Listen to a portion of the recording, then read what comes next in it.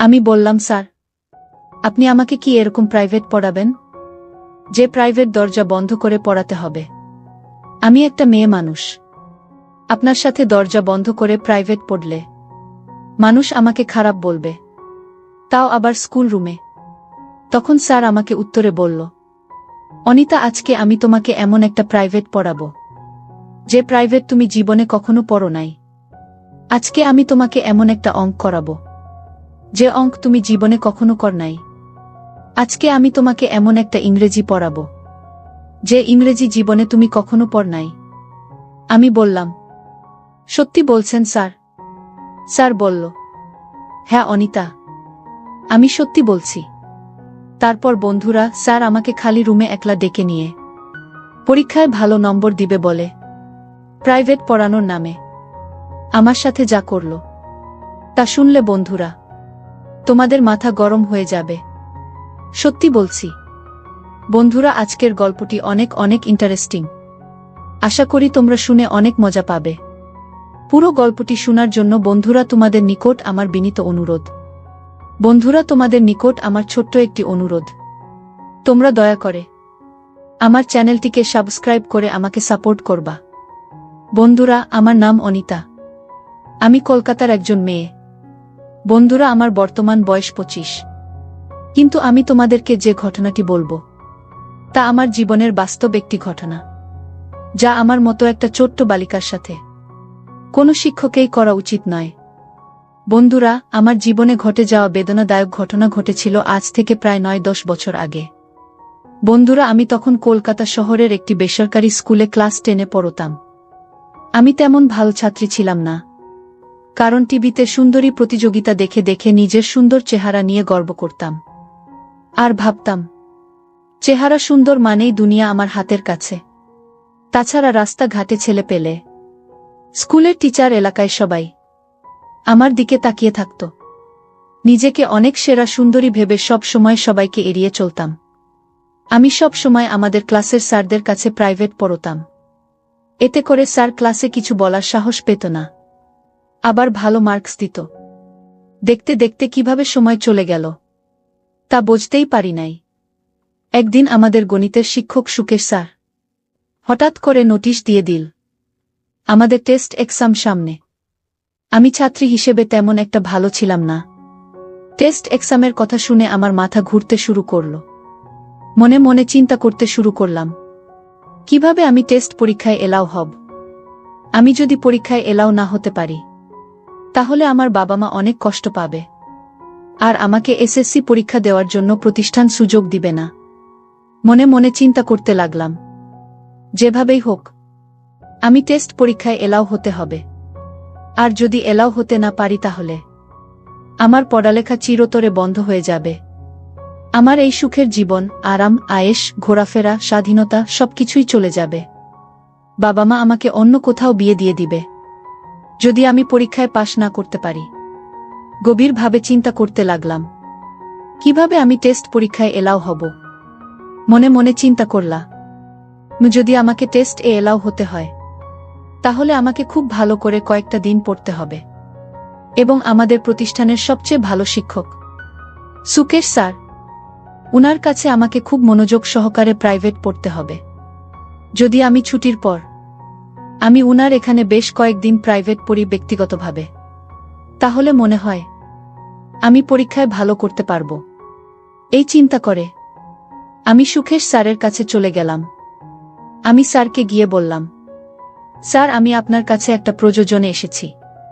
Sir বল, কি প্রয়োজন? আমি বললাম, স্যার, আমি আপনার কাছে প্রাইভেট পড়তে এসেছি। স্যার, সামনে আমার টেস্ট পরীক্ষা, আর স্যার আপনি যদি আমাকে প্রাইভেট না পড়ান তাহলে নিশ্চিত স্যার আমি ফেল করব। প্লিজ স্যার, আমাকে 1-2টা মাস সময় দিন। স্যার, আপনার পড়া ছাড়া আমি কারো পর তেমন বেশি একটা বুঝি না। আপনি আমারে অঙ্ক, ইংরেজি সব মিলিয়ে পড়াইবেন, আমি আশা করি। স্যার, আপনি যদি আমাকে পড়ান তাহলে আমি নিশ্চিত পাশ করব। প্লিজ স্যার, আপনি আমাকে অল্প কিছুদিন সময় দিন। স্যার আমার কথা শুনে একটা মুচকি হাসি দিয়ে বললেন, অনিতা, ধৈর্য হারা হচ্ছ কেন? তুমি আমার স্কুলের ছাত্রী। তোমাকে পাশ করানো আমার নৈতিক দায়িত্ব। তুমি কোনো টেনশন করো না অনিতা। কাল থেকে তুমি আমার এখানে প্রাইভেট পড়তে আসবে। আমি তোমাকে খুব মনোযোগ সহকারে পড়াবো। কিন্তু অনিতা, তোমাকে আমি পরীক্ষায় 100% পাস করিয়ে দিব। কিন্তু আমার একটা শর্ত তোমাকে মানতে হবে। আমি বললাম, কি শর্ত স্যার? স্যার বলল, অনিতা তুমি খুব সুন্দর। আমার স্কুলের সবচেয়ে সুন্দরী ছাত্রী তুমি। যদিও আমার তোমাকে কথাটা বলা উচিত নয়, কিন্তু অনিতা, তুমি খুবই সুন্দর। তুমি যদি আমাকে একটিবার সুযোগ দেও, তাহলে যে কোনো মূল্যের বিনিময়ে আমি তোমাকে টেস্ট পরীক্ষায় পাশ করে দিব, এবং কি এসএসসি পরীক্ষায়ও ভালো রেজাল্ট করার জন্য আমি তোমাকে রাত্রে দিনে পড়াবো। তুমি শুধু আমাকে একবার। আমি বললাম, স্যার একবার কি? স্যার বলল, বোকা মেয়ে বোঝে না। তুমি অনেক সুন্দর। তোমার সুন্দরের কোনো তুলনা হয় না। আমি তোমার দিকে চাইলেই আমি যেন তোমার মধ্যে হারিয়ে যাই। অনিতা, আমি তোমার সৌন্দর্যের মধ্যে একবার হারিয়ে যেতে চাই। আমি বললাম, স্যার আমি পরীক্ষায় পাশ করব বলে আপনার কাছে টাকা দিয়ে প্রাইভেট পড়তে এসেছি। কিন্তু আপনি যে স্যার এত নীচ, আপনি যে এত খারাপ, তা আমি আগে জানতাম না। স্যার আপনি কি করে আপনার মেয়ের বয়সী একটা মেয়ের সাথে মেয়ের বয়সী একটা মেয়েকে এরকম প্রস্তাব দেন? আপনার লজ্জা করে না? আপনার লজ্জা শরম কি খেয়ে ফেলেছেন নাকি? সুকেশ স্যার আমাকে বলল, অনিতা তুমি আমাকে যেভাবে অপমানিত করো না কেন, তোমার দিকে তাকালে আমি আর স্থির থাকতে পারি না। অনিতা, আমি সত্যিই তোমাকে অনেক ভালোবাসি। আমি তোমাকে অনেক ভালোবেসে ফেলেছি। আমি তোমার ভালোবাসার আগুনে পুড়তে চাই। প্লিজ অনিতা, তুমি আমার প্রস্তাবে রাজি হয়ে যাও। আমি তোমাকে সকল পরীক্ষায় পাশ করিয়ে দেব। অনিতা, আমি তোমাকে খুব বিনয়ের সাথে বলছি, যদি তুমি আমার প্রস্তাবে রাজি না হও, তাহলে আমি তোমাকে সকল পরীক্ষায় ফেল করাবো। তখন কোথায় থাকবে তোমার স্বপ্ন? কোথায় থাকবে তোমার মডেলিং এর স্বপ্ন? কোথায় থাকবে তোমার বিশ্ববিদ্যালয়ের পড়ালেখার স্বপ্ন? সব ধূলিসাৎ হয়ে যাবে। তোমাকে একটা রিকশাওয়ালার হাতে তোমার আব্বু বিয়ে দিয়ে দিবে, আর তোমার পড়ালেখা চিরদিনের জন্য শেষ হয়ে যাবে। এখন তুমি বলো, তুমি যদি আমার প্রস্তাবে রাজি থাকো, তাহলে আমি তোমাকে কাল থেকে প্রাইভেট পড়াবো। আর না হলে আজকের মতো এখান থেকে চলে যাও। স্যারের মুখ থেকে এরকম ধরনের কথা শুনে আমার মাথায় যেন আসমান ভেঙে পড়ল। যেখানে আমার বয়স মাত্র 15 কিংবা 16 হবে, সেখানে 45 থেকে 50 বছরের একটা বুড়ো লোকের খারাপ নজর পড়েছে। তাও আবার সে আমার স্কুলেরই একজন শিক্ষক। বন্ধুরা বয়স অল্প হওয়াতে তখন আমি সঠিক সিদ্ধান্ত নিতেই ভুল করেছিলাম। স্যারের পাতানো ফাঁদে আমি পা দিয়ে ফেলেছিলাম। রাজি হয়ে গিয়েছিলাম স্যারের সাথে একান্তে প্রাইভেট পড়ার নামে নতুন কিছু করতে। তারপর বন্ধুরা, স্যার আমাকে বলল, অনিতা আজকে স্কুল ছুটির পর তুমি আমার রুমে চলে এসো। আজ থেকে তোমার প্রাইভেট শুরু। আজকেই তোমাকে বুঝিয়ে দিব নতুন কিছু অঙ্কের নিয়ম, যে অঙ্ক তুমি কোনোদিন করো নাই। তুমি যদি এইভাবে অঙ্ক করতে পারো, তাহলে পরীক্ষায় নিশ্চিত পাশ করবে। আমি বললাম, আচ্ছা ঠিক আছে স্যার। তারপর বন্ধুরা, স্কুল ছুটির পর আমি সোজা চলে গেলাম স্যারের রুমে প্রাইভেট পড়ার জন্য। আমি স্যারের রুমে যেতেই স্যার দরজা বন্ধ করে দিল। আমি বললাম, স্যার আপনি দরজা বন্ধ করে দিলেন কেন? স্যার বলল, আরে বোঝে না, পড়ালেখার সময় অন্য কেউ এসে ডিস্টার্ব করবে, আর পড়ালেখার সময় কেউ এসে ডিস্টার্ব করা আমার কাছে মোটেই ভালো লাগে না। আমি বললাম, স্যার তারপরেও আপনি দরজা বন্ধ করার দরকার নেই। স্যার বলল, কেন? আমি যদি দরজা বন্ধ করে তোমাকে প্রাইভেট পড়াই, তাহলে তোমার কোনো সমস্যা? আমি বললাম, না স্যার, আমার কোনো সমস্যা নেই। তারপরও আমি একটা মেয়ে মানুষ, এভাবে দরজা বন্ধ করে রাখছেন, এটা মনে হচ্ছে ঠিক না। তারপর স্যার আমাকে বলল, অনিতা আমি তোমাকে আজকে যে প্রাইভেট পড়াবো, সেটা তোমার জীবনের প্রথম প্রাইভেট।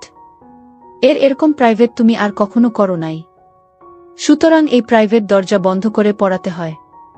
আমি বললাম, স্যার, আপনি আমাকে কি এরকম প্রাইভেট পড়াবেন যে প্রাইভেট দরজা বন্ধ করে পড়াতে হবে? আমি একটা মেয়ে মানুষ।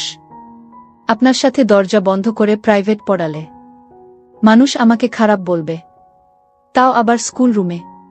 তখন স্যার আমাকে উত্তরে বলল, অনিতা, আজকে আমি তোমাকে এমন একটা প্রাইভেট পড়াবো যে প্রাইভেট তুমি জীবনে কখনো পড় নাই।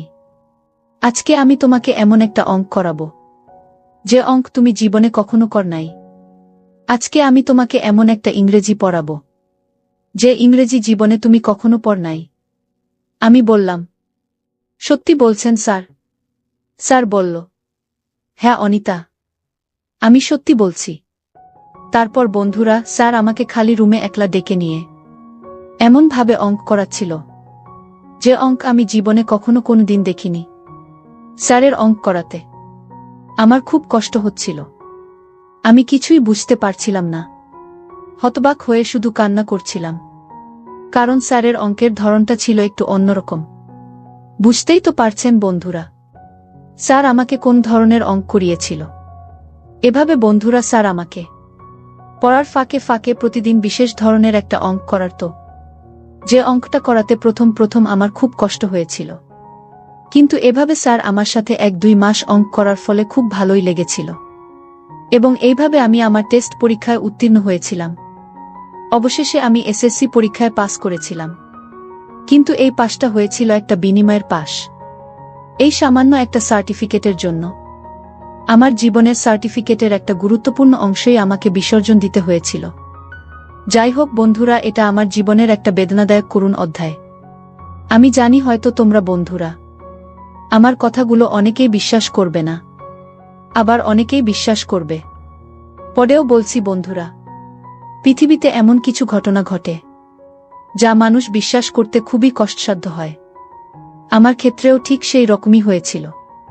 বন্ধুরা, আমাদের প্রত্যেকটা সমাজেই এরকম ধরনের কুরুচিপূর্ণ মানুষ লুকায়িত আছে, যাদের কাছে তাদের বিলাসিতাটাই বড়, তাদের চাহিদাটাই বড়। তাদের সামান্য পরিমাণ চাহিদার কারণে আমার মতো সহজ সরল মেয়েদের জীবন নষ্ট হয়ে যাচ্ছে। তা তাদের চোখে পড়ে না। তারা অন্ধ, সারা জীবন অন্ধ হয়েই থাকবে। তাদের কপালে বিবেকের আলো কখনো জ্বলবে না। বন্ধুরা, আজকে এই পর্যন্তই। গল্পটি যদি তোমাদের ভালো লাগে তাহলে অবশ্যই লাইক, কমেন্ট, শেয়ার করবা। বন্ধুরা, তোমরা যদি এরকম ধরনের ইন্টারেস্টিং গল্প পেতে চাও তাহলে দয়া করে আমার চ্যানেলটিকে সাবস্ক্রাইব করে আমাকে সাপোর্ট করবা। পরিশেষে তোমাদের সুস্থতা কামনা করছি। ভিডিওটি দেখার জন্য তোমাদের সকলকে অসংখ্য ধন্যবাদ।